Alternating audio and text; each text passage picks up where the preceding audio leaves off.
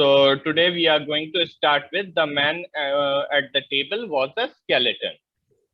Yes, Akash, you can start reading from here. Good morning, teachers. The Good man morning. at the table was a skeleton with tight drawn skin, long unruly hair, and untidy beard. The color of his face was yellow, the cheeks were sun-tanned, the hand upon which He he, leaned his head. he leaned his head so lean and skinny that it was painful to look upon. His hair was already silvering with gray. No one seeing the sickly face would believe that he was only 40 years old.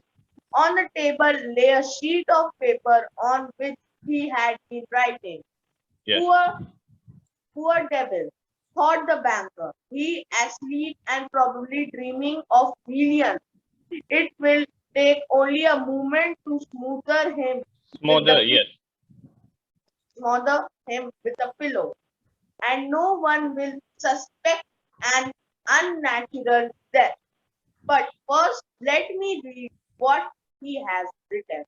The banker took the sheet from the table and read the letter of the lawyer. Read To the letter. Okay, Akash, stop there. I am telling you again and again that when it is in the past tense, you are talking about something, then we say read. Okay. If it is in the context of present tense, then we say read. And the same word when it is used in the past tense context, then we say read. Okay. So over here, you will say read the letter because it is something that happened in the past. The banker read the letter. We won't say the banker read the letter. Okay. So, thank you. all right. Welcome. So now the banker has entered the room, and now we are told about the situation in which the lawyer was, right? So the man at the table was a skeleton. So basically, all these years of confinement, or you can say imprisonment, had a very drastic effect on the health of the lawyer, right? It had a disastrous effect. He had become a skeleton only because he was not leading a normal life, right?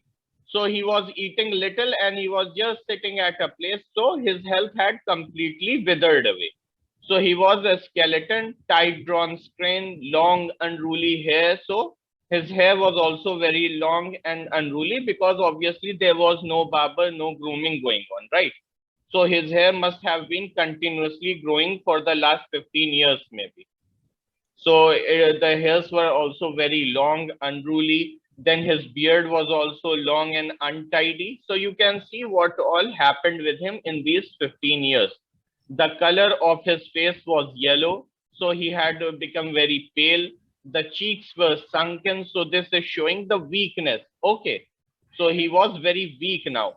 The hand upon which he leaned his head was so lean, so he must have his head had his head in his hand and he was leaning on it.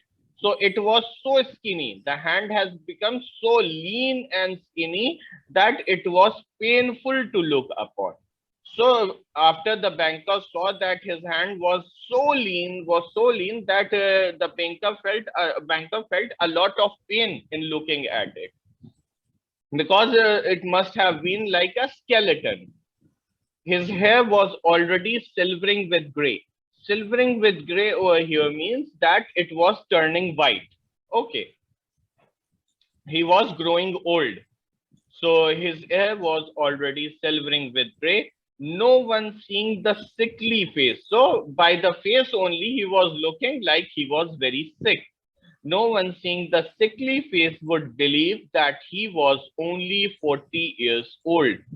So now the banker realized that his health is in such a poor state, in such a bad state that if someone looks at him, no one will believe that he is just 40 years old, right?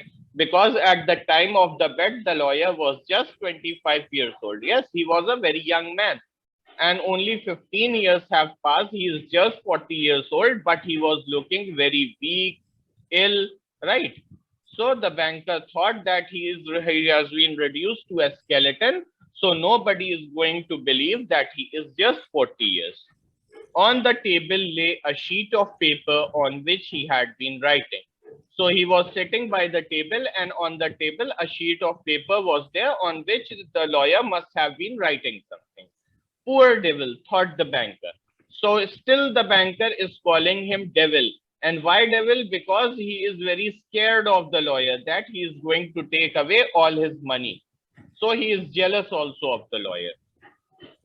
Poor devil, thought the banker.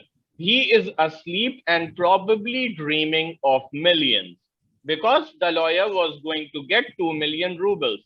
So the banker is saying that he is sleeping and dreaming that he is going to get millions. It will take only a moment to smother him. Smother means to suffocate someone to death. All right. So it will take only a moment to smother him with the pillow. So you have seen this in some movies and shows also, that it is shown that when someone tries to kill someone, they use a pillow and suffocate someone to death. This is a very common scene shown in movies and serials, right? So this is what the banker is also thinking, that he has become so weak. So now I can easily use a pillow and smother him, or you can say suffocate him to death. No one will suspect an unnatural death. So the banker is saying that he has become so weak, and if I suffocate him to death with a pillow, no one will suspect that anyone has murdered him, because there will be no signs of anything, right? Because there will be no blood, nothing. So how can anyone realize that he had been suffocated to death? He was murdered. Everybody will believe that he is so weak that he died on his own. So it was a natural death and not a murder. So this came into the mind of the banker. Then he said that, but first let me read what he has written here. So the banker had the you can say curiosity, that let me read what he has written. The banker took the sheet from the table and read the letter of the lawyer. So the lawyer had written a letter. So he started reading the letter first. Then he thought that after reading the letter, I am going to kill him.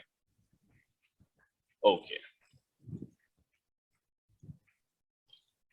Now, Sneha. Okay. Start. Good morning, teachers. Good morning. Tomorrow at 12 o'clock, I shall obtain my freedom and the right to mix with the people. Yes. Before I leave this room and see the sun, I think it necessary to say a few words to you. On my own clear conscience and before God who sees me, I declare to you that I despise freedom, life, health, and all that your books call the blessings of the world. Yes. For 15 years, I have carefully studied earthly life. Yes. Earthly life. Yes. Earthly life. True, I saw neither the earth nor the people, but in your books I drank fragrant wine, sang songs, hunted deer in the forests. In your books, I climbed the mountain peaks of Elbrus and Yes. Mount Blanc and saw from there how the sun rose in the morning. In Yes. your book, I have worked miracles and conquered Miracles. All right. countries. Yes. Conquered the whole countries. Okay. So now these are the contents of the letter. Okay. What all the lawyer has written. So he's saying that tomorrow at 12 o'clock, I shall obtain my freedom and the right to mix with people, because he was not allowed to mix with anyone, to talk to anyone, right? So he's saying that tomorrow I will be free and I will be able to mix with people before I leave this room and see the sun. So you can imagine he has not even seen the sun for the last 15 years. And see the sun, I think it necessary to say a few words to you. So basically he has written this letter to the banker. So he wants to say something to the banker only. On my clear conscience. Conscience means your inner soul, right? Which tells you what is right and what is wrong. You're right, your moral principles. So on my own clear conscience and before God who sees me, So he is saying, by God, I am telling you, I declare to you that I despise freedom, life, health, and all that your books call the blessings of the world. So he's saying that he has started hating freedom, life, health, and everything that books call the blessings of the world. So I have already told you that now he has become very detached from the material world. Now he has become very spiritual. So he's saying that everything that your books call the blessings of the world, it may be house, good food, or you can say other luxuries of life, power.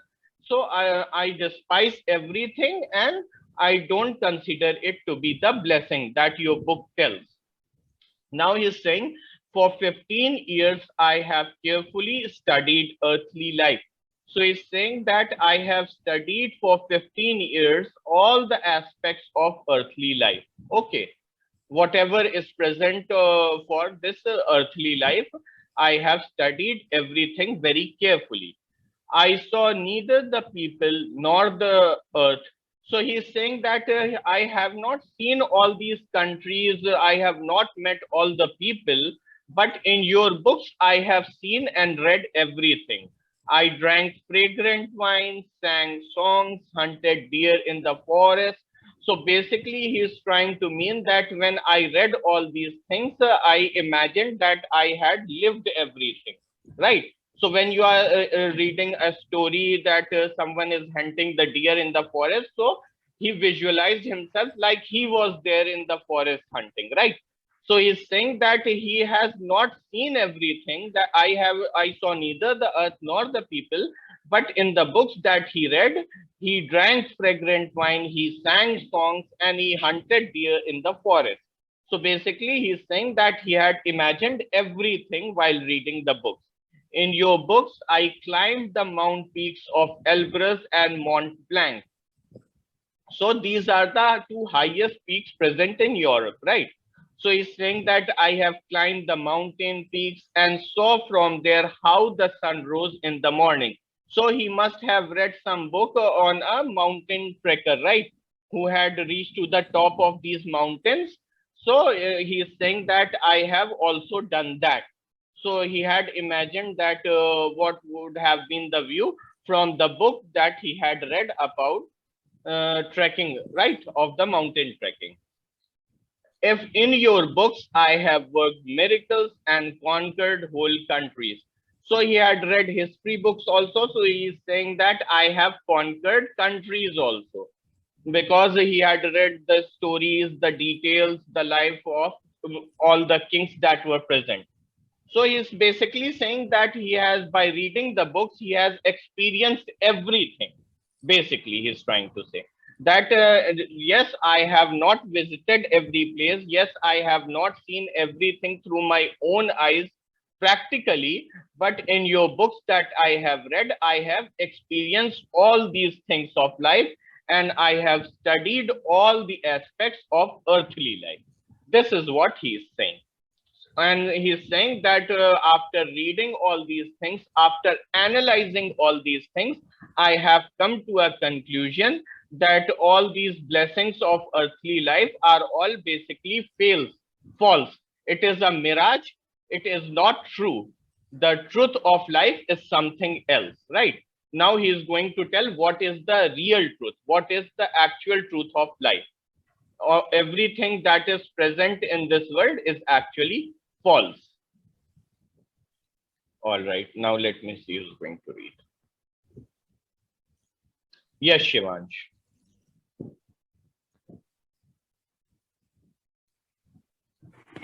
Good morning, teachers. Good morning. I despise your books, despise Yes. all worldly blessings and wisdom.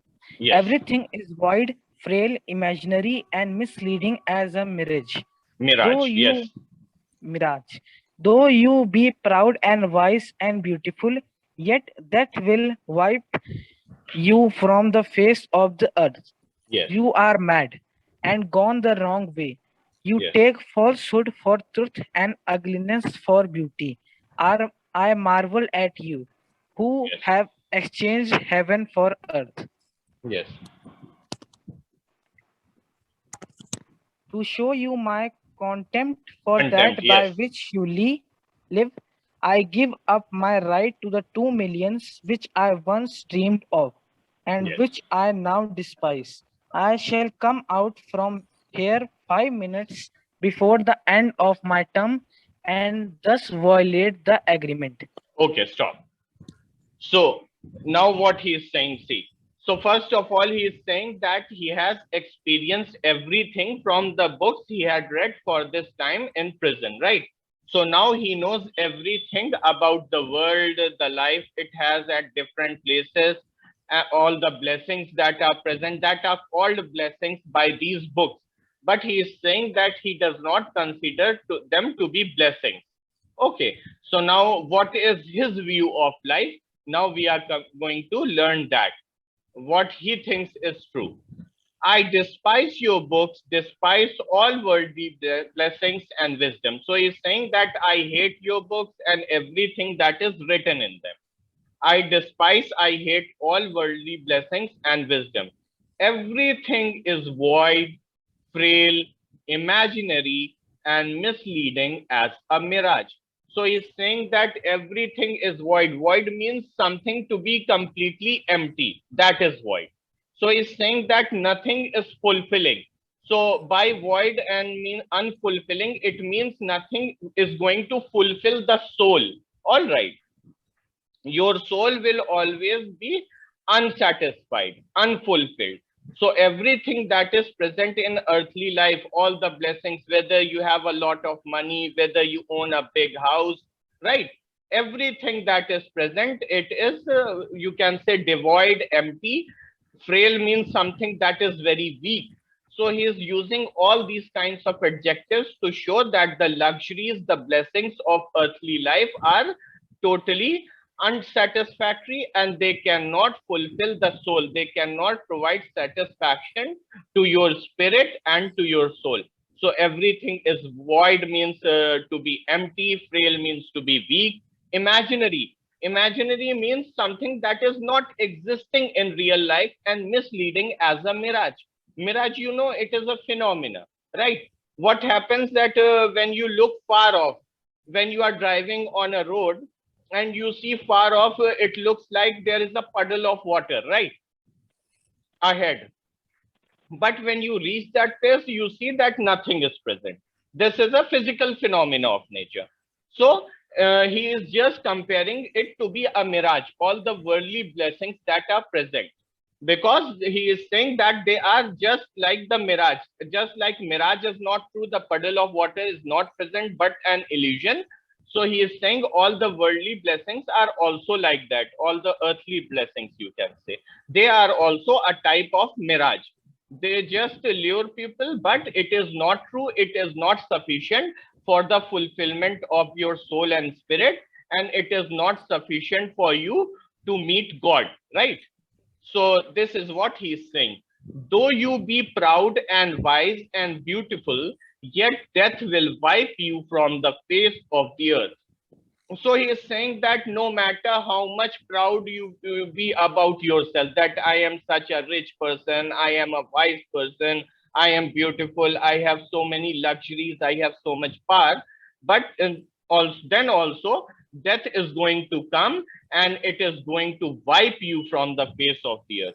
So he is trying to show the banker the reality of the life, that no matter how bigger an empire you have, how much money you have, how much luxury and power you have, how much beautiful you be, how much wise you be, but one day what will happen? Death will come to you and you won't be there on the face of this earth. You will be gone. This is the truth and this is the reality of life. He is trying to explain to the banker. So if you think you are having this big house and all these things, it is totally imaginary. It is a mirage. It is an illusion, because after you die, all these things will be of no use. They will be useless for you. So this is a totally fake, unfulfilling, and imaginary only. Because this earthly life is very short. You will be living only for a few years. After that, what will happen? nothing will be of any use. Then he is saying you are mad and have gone the wrong way. So now the lawyer is calling the banker to be mad, and he is saying that you have gone the wrong way. By wrong way, it means that the banker is following a worldly life. He is seeking, he is pursuing earthly pleasures, right? He is pursuing the luxuries of materialistic world. So that is why the lawyer is saying that you have gone the wrong way. You take falsehood for truth and ugliness for beauty. So the lawyer is saying that whatever is false, you consider it to be true, and everything that is ugly, you consider it to be beauty. I marvel at you. Marvel means when you are astonished or shocked at someone. So the lawyer is saying that you have made such poor choices, such wrong choices, you have gone the wrong way. You consider everything that is false to be true and everything that is ugly to be beautiful, that I am shocked at you, that you have exchanged heaven for earth. So now the lawyer is saying that instead of choosing heaven, you have exchanged the heaven for earth. So he's basically saying that heaven can only be achieved, obtained when you attain spirituality, when you have a clean soul, and when you always try to get your connection with God. But instead of that, what you are doing, you are chasing the luxuries of materialistic world or the blessings of this earthly life, which is totally false, ugly, imaginary, void, and frail. So the lawyer is using all these adjectives for earthly life and its blessings. And he is saying that because you have taken this path, so I can say that you have exchanged your heaven or paradise in exchange for this earthly life. So you have given priority to this earthly life, which is very short-lived, and it is nothing more than an imagination or a mirage. Then he is saying, to show you my contempt for that. Contempt again means hatred, you can say. So the lawyer hates the earthly life so much that he is saying that to show you that I hate this earthly life so much, for that by which you live, I give up my right of 2 million.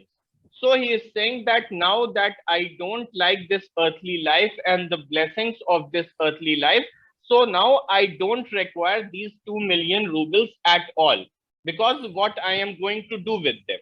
I don't want these luxuries of earthly life. So now he is giving up his right of earning 2 million rubles voluntarily. On his own free will, he is saying that I don't want this 2 million rubles, right? Which I once dreamed of. So he is accepting that at one point of time, I dreamed of obtaining all this money. I dreamed of earning all this money, but now I despise, I hate all these earthly blessings, and now I am giving up my right of claiming 2 million rubles on my own will, which I now despise. So now he is hating all this money and everything. I shall come out from here 5 minutes before. So he is saying that the time at which the agreement is going to complete, 5 minutes before that time, I am going to come out of the cell and violate the agreement. Violate means to break the agreement, to break the bet. So he's saying that in order to show that I hate the earthly life, the blessings of earthly life so much, that I am going to come out of this cell of the confinement 5 minutes before the time the bet gets completed, to show that I am breaking and violating this agreement. Okay. Now, the last paragraph, who is going to read? Okay, Genia.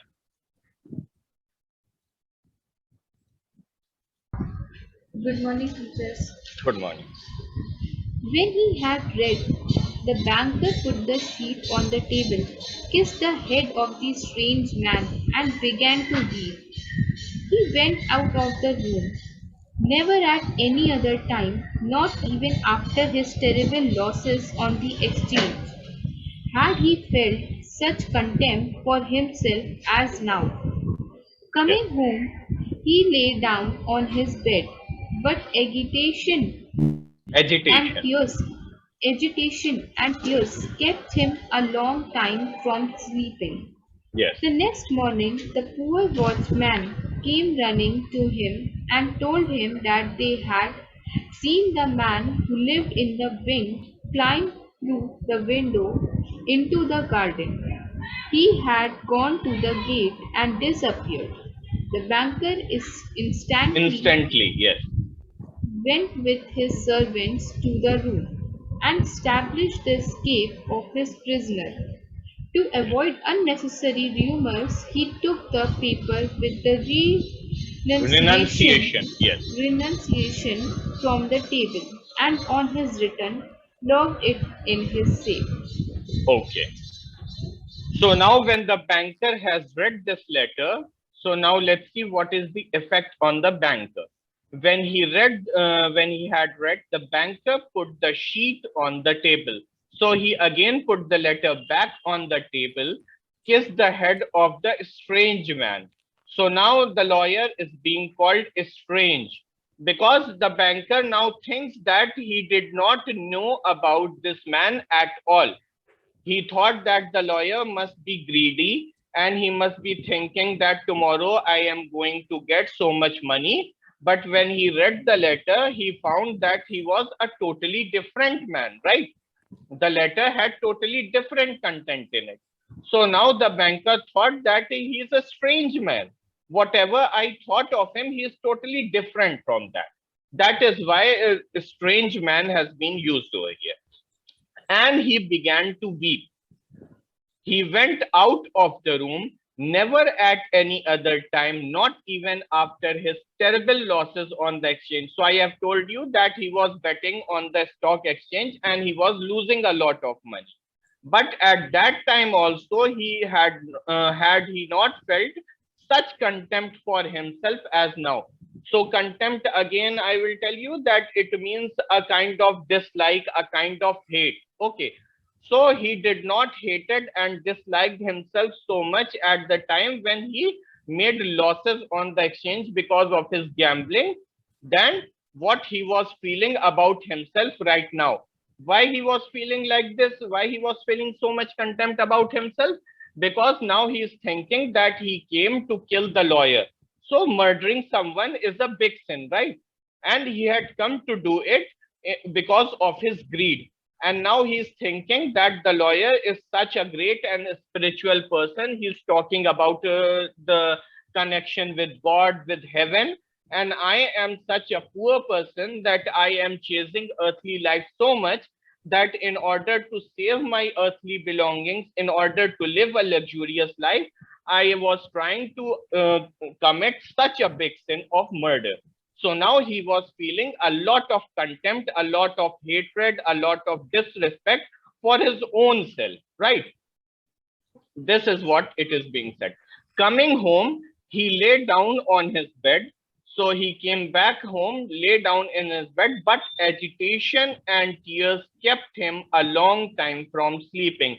Agitation, you can say, is a state of anxiety.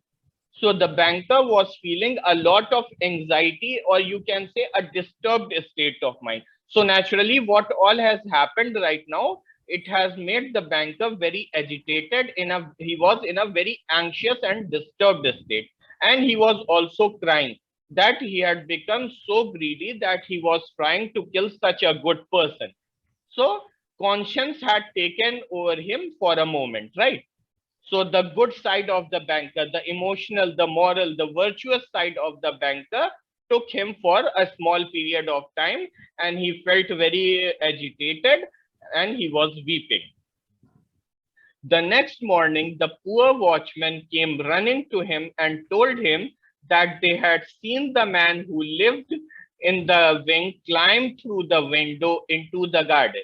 So naturally, in the morning, now the watchman is coming to tell the banker that he had seen the person who was imprisoned for such a long time, that he had come out of that window into the garden, and then he went to the gate and disappeared. So he is basically giving news to the banker that your prisoner has disappeared. The banker instantly went with his servants to the room and established the escape of the prisoner. Established or means to confirm that his prisoner has escaped or not. So he went with his servants to make sure that his prisoner has escaped. To avoid unnecessary rumors, he took the paper with the renunciation from the table and on his return locked it in the safe. So now this line is very important. To avoid unnecessary rumors. So now because the lawyer has left the room, left the place of his confinement and went out, so there could be a lot of rumors in the society that maybe the banker forced the lawyer to go out so that he had not to pay the money, right? Why did the lawyer leave? Because for the entire duration of his confinement, that is for 15 years, he was staying in the prison. Then why did he come out 5 minutes before? So there could have been a lot of rumors, and the people would have blamed the banker for it. That this banker, maybe he threatened the lawyer for life, that I'm going to kill you, so go out of the room right now. So there might have been a lot of rumors regarding it. So the banker thought that I should keep this letter that the lawyer has written so that I can show it as a proof to the people if they start putting any blame upon me that I forced the lawyer to go out in order to escape from paying 2 million rubles. So I will show them that he only has written this letter and he has himself renunciated, or you can say waived the right of obtaining these 2 million rubles. And he put the letter safely in his safe and locked it so that he can have a proof that he had not done anything. Instead, the lawyer had voluntarily given up on his right of obtaining 2 million rubles. So now you can see that the greed of the earthly life, the blessings of the earthly life are still present in the heart of the banker.